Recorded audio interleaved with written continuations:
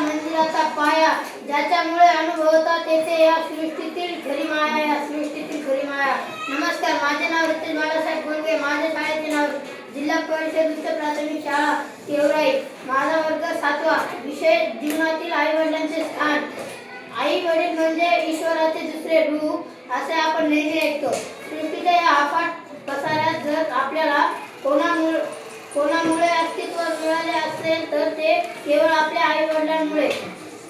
एखादे लहान रोपटे जसे मोठ्या वृक्षात रूपांतर होताना सूर्यप्रकाश आणि पाण्याची साथ घेते, तसेच आपल्या आयुष्याला आकार देण्याचे काम आई वडील करत असतात. आई मुलांवर चांगले संस्कार करते तर वडील जगाशी कसे झुंजायचे याचे धडे देतात. ते आपल्याला या जगात खंबीरपणे जगायला शिकवतात. आपल्या आयुष्यातील प्रत्येक संकटात आई वडील ढाल बनून उभे राहतात. आयुष्याच्या प्रत्येक वळणावर योग्य मार्गदर्शन करून ते आपल्याला योग्य दिशा दाखवतात. आई जर प्रेम असेल तर वडील विश्वासाचा आधार आहे. वडील म्हणजे घराचा भक्कम कणा जो स्वतः उन्हात जळून घराला सावली देतो. मुलांच्या गरजा पूर्ण करण्यासाठी ते दिवसभर कष्ट करतात, पण स्वतःच्या कष्टाची वाच्यता कधीच करत नाहीत. आई वडील हे केवळ 2 शब्द नसून ते संपूर्ण विश्व आहे. देवाला प्रत्येक ठिकाणी हजर राहता येत नाही, म्हणून त्याने आई निर्माण केली आणि त्या घराला सुरक्षित ठेवण्यासाठी वडील नावाचे कवच दिले.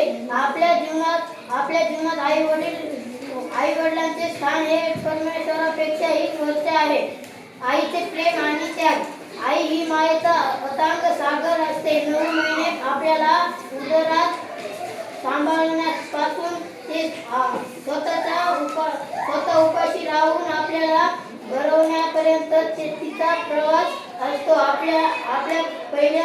आपल्या पहिल्या शब्दापासून ते आपल्या यशापर्यंत सर्वात जास्त आनंद कोणाला होत असेल तर तो आपल्या आई वडिलांना. ती घरातला आधार असते आणि आपल्या संस्काराची पहिली शाळा असते. हजारो माणसे मिळतील या जगात, पण हजारो चुका माफ करणारी आई पुन्हा मिळणार नाही.